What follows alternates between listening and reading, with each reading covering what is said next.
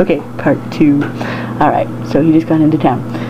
What they don't know won't hurt you, he thought, striking off. But enough of this. Find out where you are and find some way to contact the Decepticons. Then think of how you're going to frag Skywarp for this mess. Nice costume. He turned to find a young human woman admiring his wings.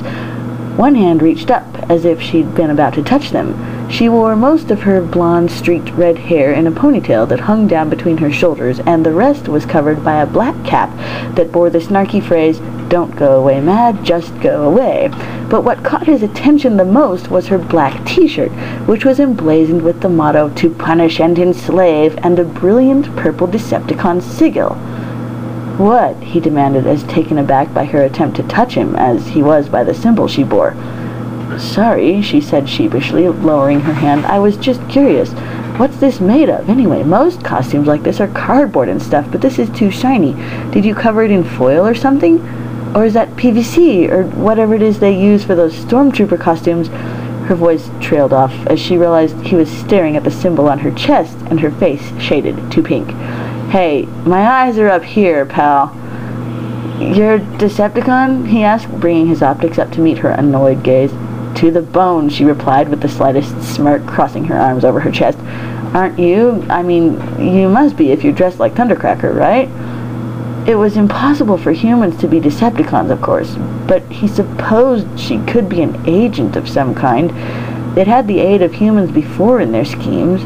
Granted, most of those were hypnotized or just plain insane. Dr. Arkeville came to mind. But it wasn't too much of a stretch to think that Megatron might recruit spies or lackeys among the humans to help further his plans. It sounded like this one was putting on airs, though, if she fancied herself a true Decepticon just because Megatron permitted her to wear the symbol as an agent. "Thank Primus, maybe you can help me," he told her. "And for your information, I'm not one of you fleshlings in costume. I'm a true Decepticon seeker, Thundercracker." She gave a disbelieving little laugh. "No way, I'm not that stupid." She reached out to touch him, and before he could recoil from her hand, she'd brushed her fingers over his chest plate. Her eyes widened as she felt not the plastic or foiled cardboard she'd obviously been expecting, but smooth metal. She stared at him, and the longer she stared, the more incredulous her expression became. "Oh my gosh," she breathed. "Believe me now," he demanded. "Don't ask me why I've shrunk. I'm not certain of that myself. But you've got to have some kind of means to contact Megatron." She didn't appear to have heard him, or if she had, she at least gave no indication. Instead, she gave a shrill little cry and bounced on the balls of her feet in excitement. "This is so cool," she squealed. "A real Transformer, oh my gosh! You have to let me get pictures of you, or an autograph or something. Wow! Hey, you're not busy, are you? I'd love for you to meet my friends. They'd all be so psyched to meet you." "I don't have time for—" he began, but obviously she was past listening to him at this point. Grabbing his hand, she dragged him inside the building they were standing in front of, catching his wing in a door at one point. Before he could reorient his CPU enough to protest, she had parked him in a chair, given him orders to stay right there, and taken off. Put her under the just plain insane category then, he thought disgustedly. Seemed that Megatron's track record with human recruits was as lousy as his track record with Cybertronian recruits. He scanned his surroundings, trying to puzzle out just where she had taken him. Where he currently sat looked a bit like a lobby of some sort, probably in a hotel or similar establishment. A harried-looking receptionist behind the desk was giving directions to a group of men in white armor, pointing down a hallway and saying something about NovaCon being just down the hall. A couple of girls with bright pink hair and wearing pleated skirts chatted and giggled near a small indoor fountain, and slumped in a chair close by was a snoring, rather heavy-set man in worn-looking jeans and a shirt and hood of homemade chainmail. On a table just in front of him was scattered an array of pamphlets, what looked to be comic books, and a portable computer unit that was open and online, displaying a rotating Decepticon symbol as a screensaver. A convention. Just my luck. Well, at least there's enough lunatics in costume here that I'll probably go unnoticed. That's one bright spot to this mess, I guess.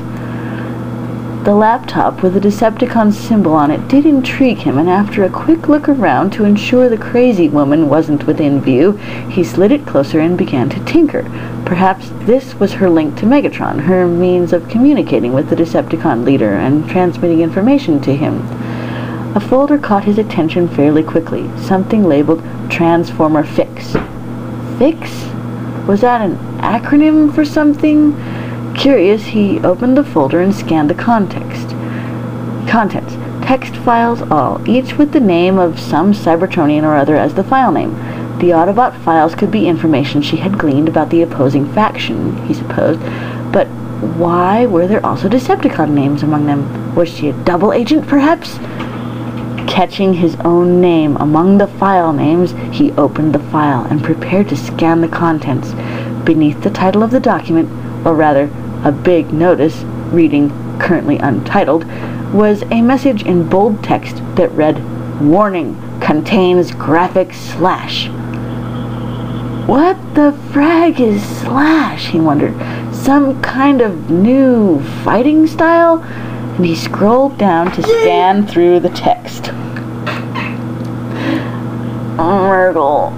Skywarp activated his optics, struggling blearily to focus them enough to see. How long had he been out of it? Last thing he remembered was sending a barrage of laser fire after Ironhide's aft, then preparing to teleport and taking that glancing blow from an enemy missile.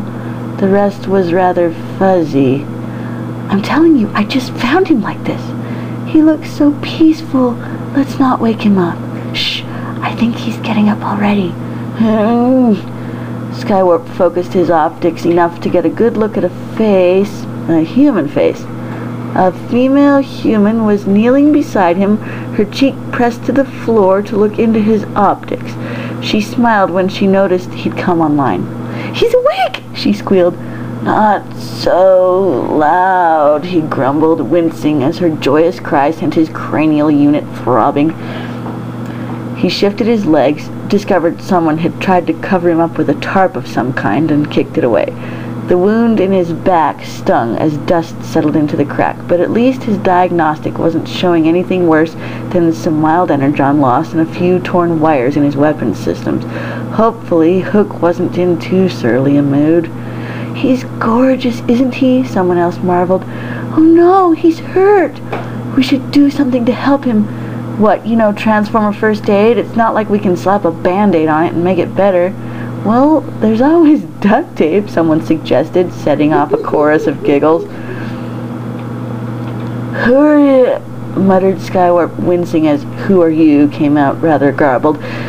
He pushed himself to his knees, rubbing his helm with one hand and pressing the other to the small of his back as he stretched a bit to work out a kink in his spinal strut. The girls cooed and sighed, still staring at him in utter awe. Skywarp stared back, bemused.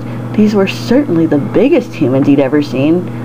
"Mr. Skywarp, sir, will you autograph something for me?" One of them, a petite woman in a long jeans skirt and a Kingdom Hearts t-shirt, pleaded. "Huh? Oh, sure." He removed his hand from his back and took the marker she offered him. "What you want signed?" "I dare you to have him sign your bra," giggled another girl, this one with Optimus Prime on her t-shirt. "Okay." She pulled her shirt up. "You don't mind, do you?" "Whatever," Skywarp replied and scrawled a few glyphs onto the garment. He really didn't understand why humans made such a fuss over certain clothing items, but then the goofy customs of the species were amusing in their own right. One didn't have to understand them to enjoy their absurdity after all. "Thanks," she giggled. "Will you sign my shirt?" asked a third girl. "And in English, please. I can't read Cybertronian." Guess Decepticons are pretty popular in these parts," Skywarp grinned, carefully spelling his name out in the human symbols on the sleeve of her Homestar Runner t-shirt. "Who's next?"